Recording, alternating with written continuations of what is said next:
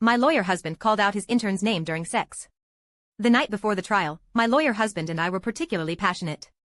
In the heat of the moment, I heard him moan Sophie. But my name is Claire. Sophie is his intern. I looked at him uncertainly. Who did you just call? Claire. Marcus continued moving, leaning down to kiss my eyes. Getting distracted during this? Am I not working hard enough? His movements became more intense, shattering all my doubts. Marcus worked out regularly, was creative and had incredible stamina. Wave after wave of pleasure washed over me. I couldn't help pushing at him. Stop. He whispered hoarsely.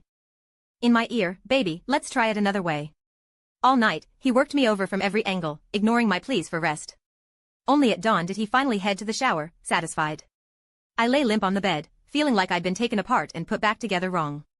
At court, my legs trembled as I prepared to send my parents to prison. But in the next moment, their lawyer Sophie produced a letter of forgiveness supposedly from me. Only then did I learn that Sophie needed a winning case to build her reputation. So Marcus had secretly made Sophie my parents' lawyer and forged my signature on a letter forgiving them. In the courtroom, everyone applauded, urging me to reconcile with my parents. Only I stood there shaking, before finally losing it and trashing the entire courtroom with tears in my eyes. I became the ungrateful daughter everyone online loved to hate. The harassment and abuse were overwhelming. After 2 weeks of this nightmare, Marcus showed up kneeling in the rain outside my apartment building all night. Rainwater dripped from his trembling fingers onto case files that had been sealed for 7 years. Claire, I'm sorry. I didn't know it would be like this. Claire, will you ever forgive me? Chapter 1. Before entering the courthouse, I thought Marcus was there to support me through the final testimony that would send my parents to prison. I'd worn a lavender dress for the occasion symbolizing victory. But now the collar was torn open, my carefully styled hair stuck to my sweaty forehead. Everything felt like a sick joke. The bailiff's grip on my shoulder was crushing, like he might snap the bone. Claire. Have you lost your mind? Marcus's voice cut through the chaos, as if he hadn't expected such an extreme reaction. I turned to look at him, my throat raw from screaming. What about you? Marcus, do you even know what you signed? He didn't know. He just looked at me with that mixture of pity and confusion, like I was some hysterical woman. Claire, stop this, he tried to pry open my clenched fists, his fingers brushing the bloody crescents in my palms. I know they hurt you before, but they're still your parents. Blood is thicker than water. Blood is thicker than water? I laughed, tears hitting his expensive shoes. Then I'd rather drain every drop of their DNA from my veins. Marcus froze. But the next second, he was still stubbornly trying to drag me away from the wreckage. He said 7 years was long enough to let go, that they were waiting outside to apologize. I stared at the lawyer's pin on his chest and suddenly asked. Marcus, you're helping them for Sophie's sake, aren't you? Chapter 2. Claire. He gripped my wrist so hard his knuckles went white. Sophie's doing this pro bono. Don't blame everything on her just because she's representing your parents. I felt disconnected, remembering the conversation I'd overheard outside his study last week. He'd promised over the phone. Sophie, I'll handle this pro bono case. I'll make sure you win and build your reputation. At the time, I'd thought how good Marcus was to his law school mentee, so good I was almost jealous. Until the judge read the forgiveness letter with Marcus's signature as my family representative, and I finally understood. The winning case he'd prepared for Sophie was the trial I'd risked everything to bring, the 7-year-old wounds I'd never let heal. He'd used my blood and tears to pave someone else's golden path. Yet every time we discussed my past for the case, I'd choke up and couldn't continue. Every time nightmares woke me, I'd cling to his hand for comfort. And now, all that vulnerability I'd shared with him had been twisted into a knife aimed at my heart. Marcus's voice trembled slightly. Claire, why are you crying? I'll tear up that forgiveness letter. We'll file charges again, okay? I touched my face blankly. The tears that hadn't fallen while I was destroying the courtroom were now streaming down my chin. After a moment, he reached to wipe my tears. I recoiled like I'd been burned. Marcus's face went deathly pale. Claire, you really have no heart. Not for your parents, not for me either. I stared at him. The disappointment in his eyes was exactly like my father's when he'd pulled me from the river years ago, saying should have just let you drown. I suddenly went calm, my voice light as a feather. Right. Your intern Sophie has a heart. Go find her. Chapter 3. Everything I knew about Sophie came from Marcus's descriptions. He always spoke of her with admiration. Sophie's got real potential. This girl's logic is flawless. Never lost a mock trial. Just needs real experience. Once, I couldn't help asking childishly, she's that good? Better than me? Marcus paused, then smiled and ruffled my hair. You can't compare. For the first time, I felt compelled to dig deeper. How can't we compare? The air went still. I knew some things, once asked, couldn't be hidden anymore. But I swallowed the bitterness and asked word by word. Marcus, are you falling for her? Marcus immediately frowned in denial. Don't be ridiculous. Then he stormed out, throwing crazy over his shoulder. Crazy felt like a curse, dragging me back to those dark days. Years ago, my parents had called me the same thing. When I'd escaped from the basement, covered in wounds, and called the police on them. When they'd tried to force me to marry a 70-year-old man for my brother's bride price, and I'd held a knife to their throats. Finally, when I'd tried to drag them down with me. When they called me crazy, fear finally showed in their eyes. Now Marcus said it too. But thanks to him, after 7 years of fighting to escape those people. Those who once feared me were now smugly holding "Please forgive us" signs outside my building. Camera flashes exploded in my face. Ms. Thompson, why are you prosecuting your parents? Ms. Thompson, they're elderly. Can't you forgive them? Question after question rained down on me. I was surrounded, barely able to breathe. Then a clear female voice rang out. Claire, I'm your parents' lawyer. She pushed through with a recorder. Your parents say you tried to kill them 7 years ago. Is that true? I looked at the same law firm pin on her chest as Marcus wore and smiled. You know so much. Did you ask them why I did it? She frowned, her tone suddenly harsh. Claire. Why dwell on the past? They're your parents who raised you. Then she grabbed my arm, dragging me toward my kneeling parents. They've gone gray raising you, and you prosecute them as an adult, forcing them to beg on their knees. She stood like a judge, looking down. Claire. You're a disgrace as a daughter. I had no energy to respond. Because when she'd pushed me, I'd hit the stone steps hard.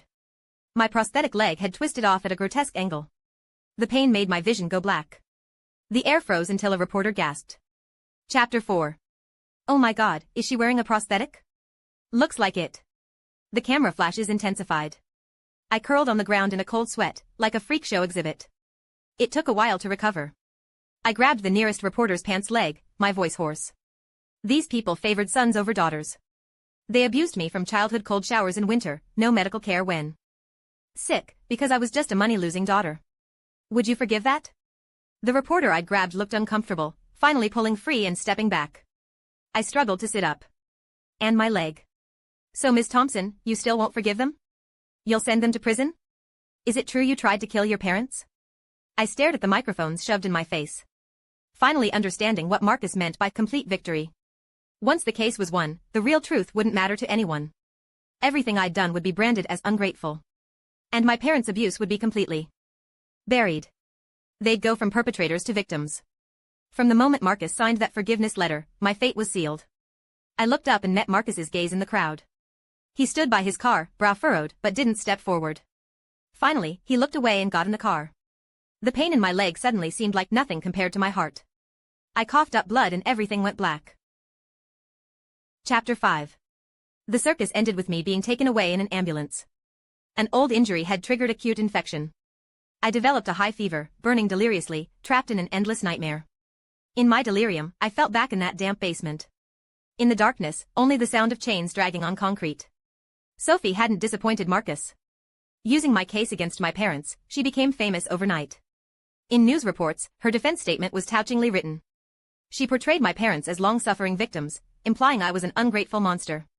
The report ended with her having my parents show their calloused hands in court. These hands once laid bricks for you, carried cement. How could you let them wear handcuffs? One sentence made me the internet's favorite punching bag. Even the vegetable vendor at my building's entrance pointed and whispered. I huddled in my dark rental, staring at the gruesome stump of my leg.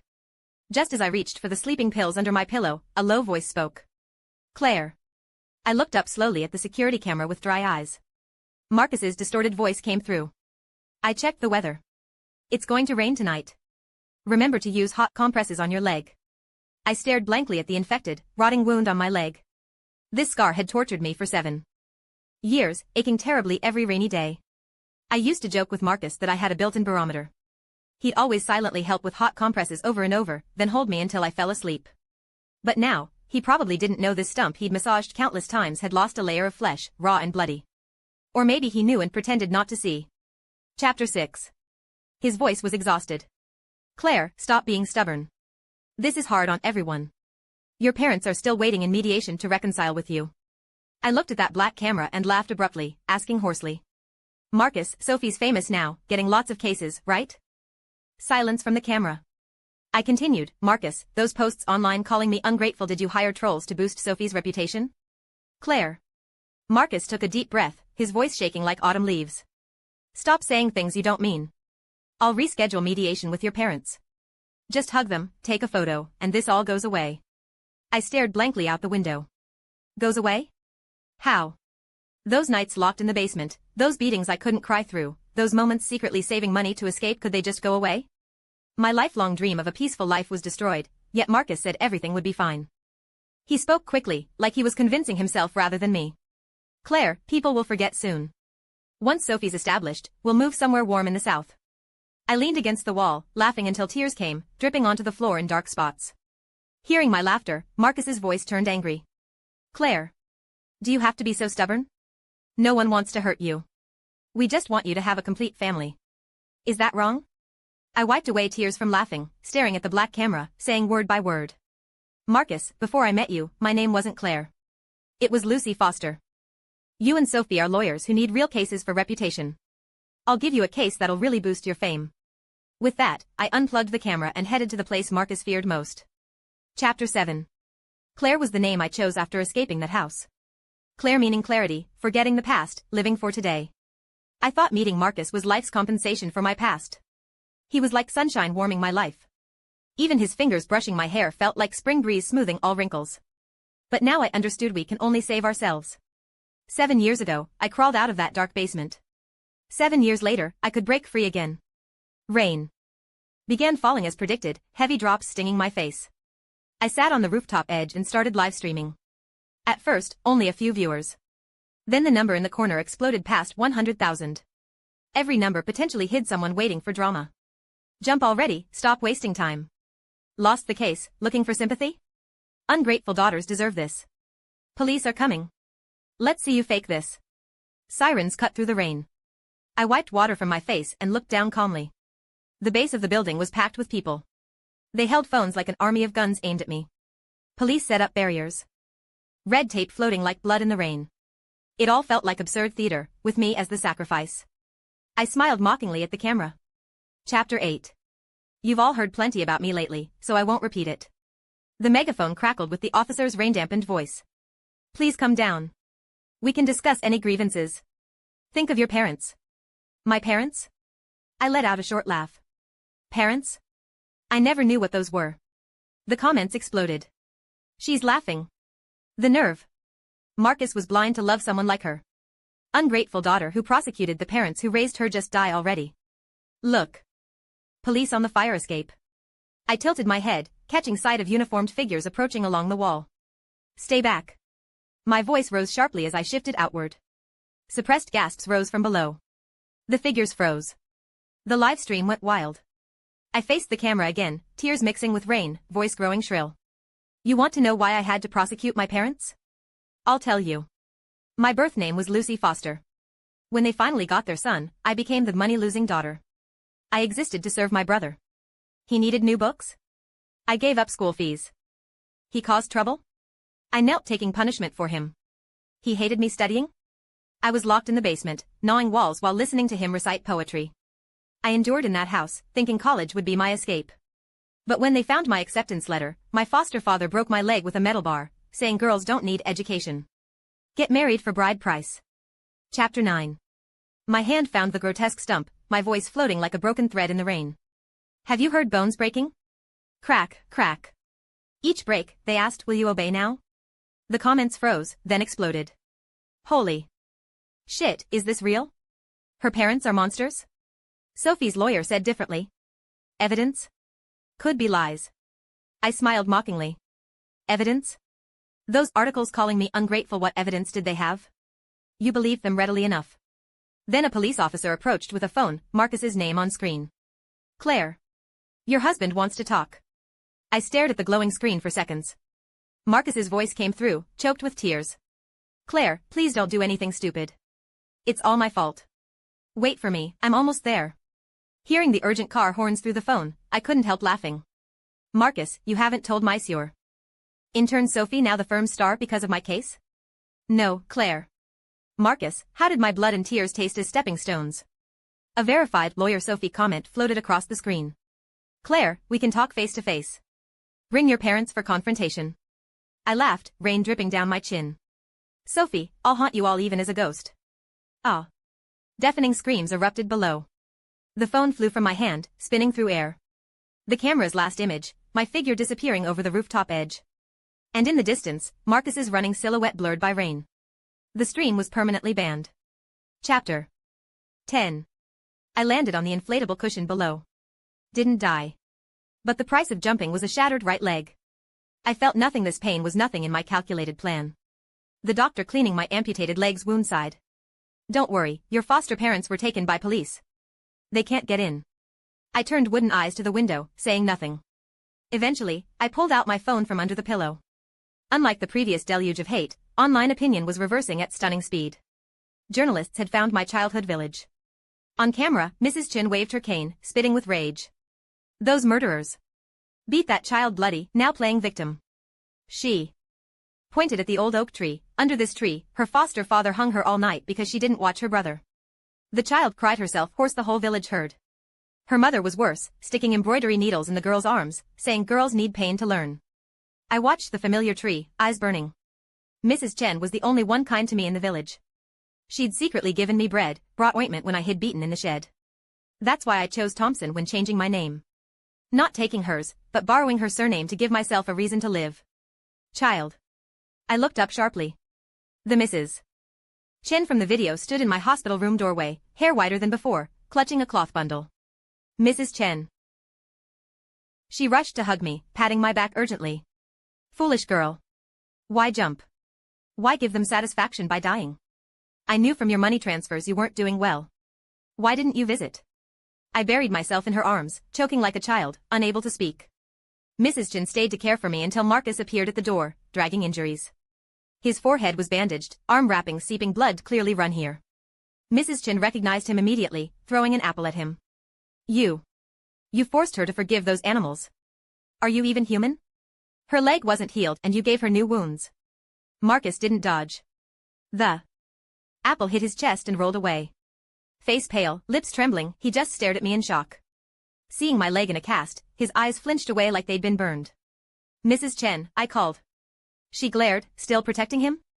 I forced a smile, telling Marcus, I need to talk to him.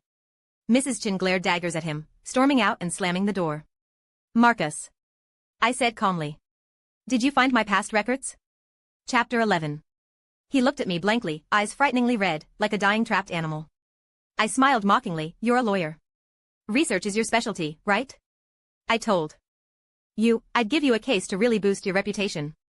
His voice was hoarse as sandpaper, Claire. What? I smiled colder. Used my story to pave Sophie's way, now it's your turn and you don't want it? Marcus's body swayed, sliding down the wall to sit on the floor. He looked up at me, tears streaming, Claire, don't do this to me. I watched his pain without feeling, just said flatly, I'm filing charges. Against my foster parents for assault, Sophie for falsifying evidence, everyone who spread rumors. Will you take the case? Or is going against your beloved intern too much to bear? Marcus's body slumped on the floor, but his eyes never left mine. He said quietly, Claire, believe it or not, there's nothing between Sophie and me. I gave a flat O. Take my case and I'll believe you. He slowly stood using the wall, chest heaving like he was fighting internally. Finally, looking at me, he said word by word, I'll take it. Claire, this time, I'll make sure you win. I watched him turn to call other lawyers, then slowly closed my eyes. Win? Maybe. But some wounds never heal, even with victory. Chapter 12. The circus was far from over. Less than a week after discharge, Sophie announced a live stream with my foster parents to reveal the truth. Mrs. Chen cursed at her phone all morning, forgetting the stove. I just calmly looked at Marcus's location update. He'd reached the basement where I was imprisoned, sending photos of rotting straw and faint scratches on walls. His message ended with plans to get police to unseal my old case files. He asked, Claire, will you ever forgive me? I turned my phone face down. After he learned about my past, he probably wouldn't ask such pointless questions.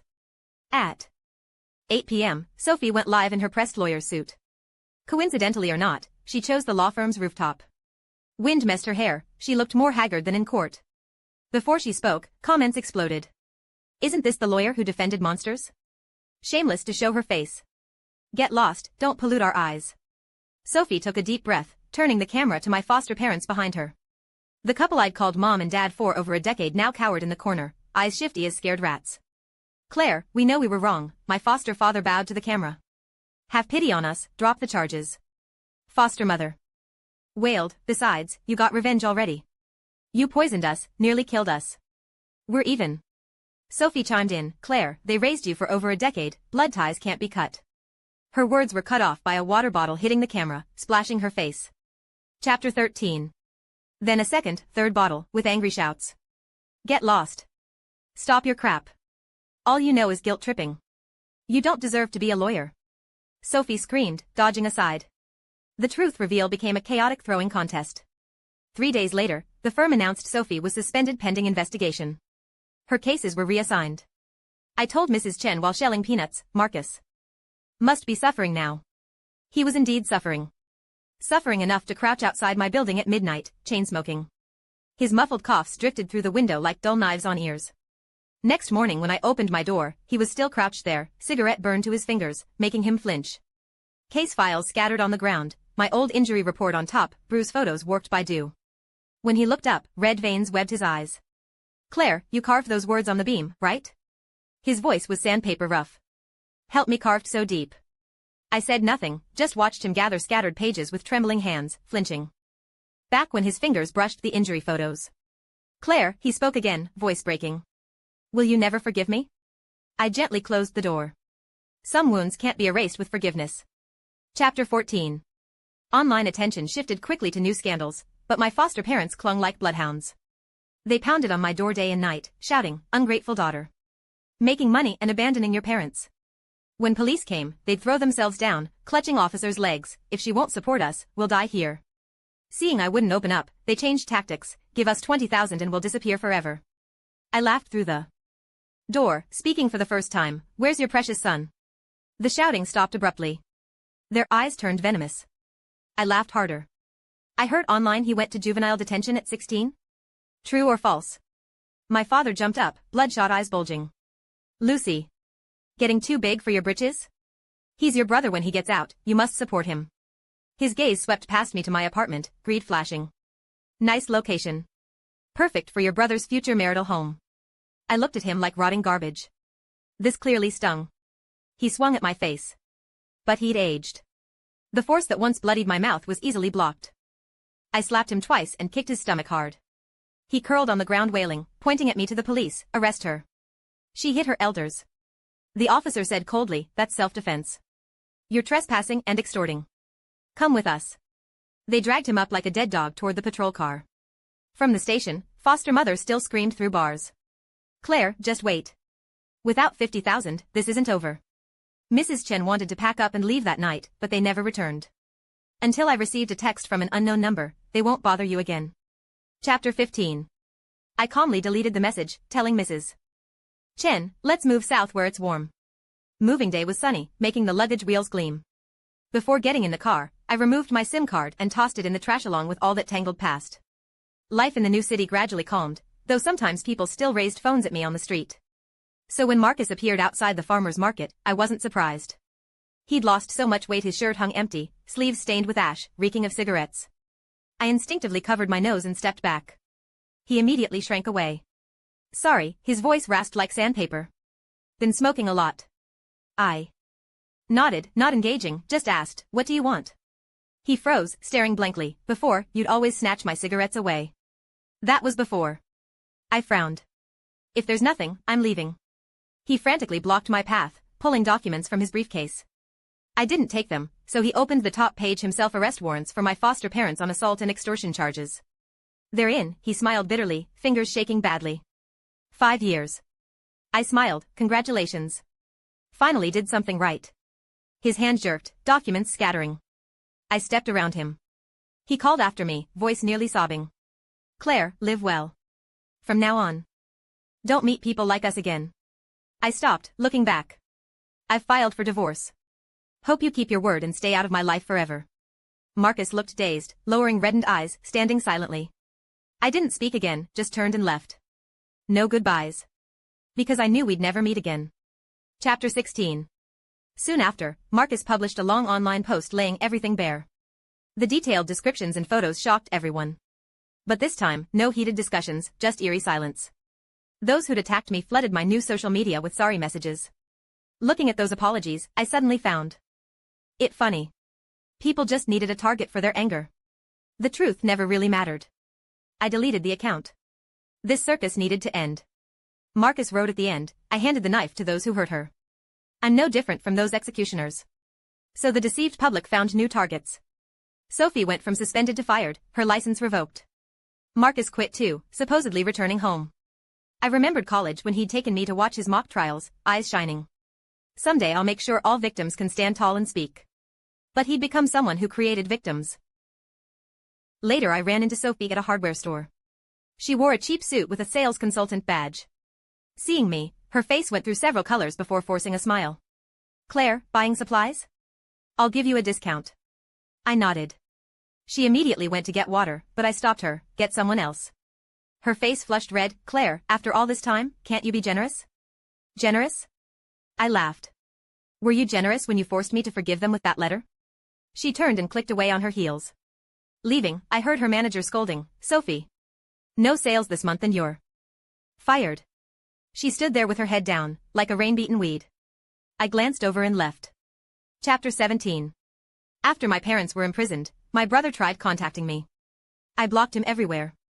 Later, when my parents were released, my brother had mastered social media. He knew even negative attention meant views, and understood what viewers who hated them wanted to see. So for traffic and money, he live-streamed with our parents. Each appearance, they had fresh injuries. Viewers who enjoyed it would send tips. After that, they seemed to crack the code. Injuries got worse each time, they'd eat bizarre things. Once I stumbled on their stream. My father looked haggard, holding a plate of something slimy, nervously glancing behind the camera like seeing something terrifying, then frantically stuffing it in his mouth. Comments teased them like dogs, occasionally sending small gifts. Watching his panic and numbness, I reported the account with my real name. Making money off my name, even $2, disgusted me. My present and future had nothing to do with those people. Those dark days were finally beneath my feet. The end.